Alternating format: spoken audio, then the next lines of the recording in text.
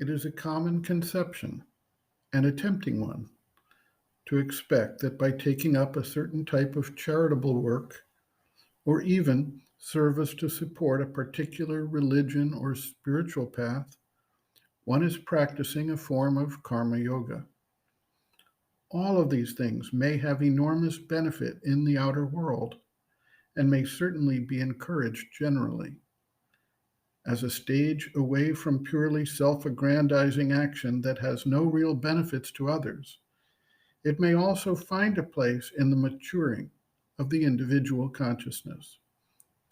As long as these things are conducted as an external activity, and particularly as they contain the seeds of ego, desire, and subtle pressures for self satisfaction, approval of others, or some secondary motives, they do not automatically become vehicles for the yoga of works.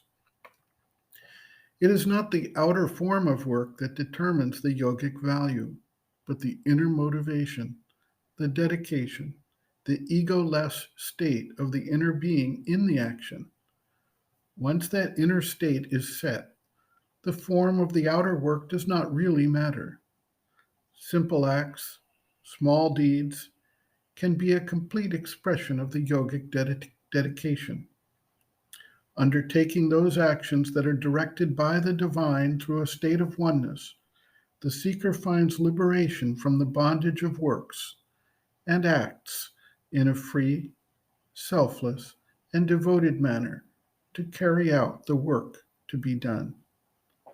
The Bhagavad Gita expounds in detail on the path of karma yoga and the need for inner dedication rather than some outer standard of action by which to measure the yogic method. Sri Aurobindo notes, quote, I do not mean by work action done in the ego and the ignorance, for the satisfaction of the ego and in the drive of rajasic desire. There can be no karma yoga without the will to get rid of ego, rajas, and desire, which are the seals of ignorance. I do not mean philanthropy or the service of humanity or all the rest of the things, moral or idealistic, which the mind of man substitutes for the deeper truth of works.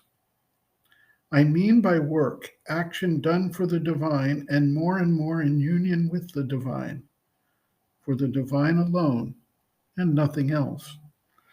Naturally, that is not easy at the beginning, any more than deep meditation and luminous knowledge are easy, or even true love and bhakti are easy. But like the others, it has to be begun in the right spirit and attitude, with the right will in you, then all the rest will come. End quote.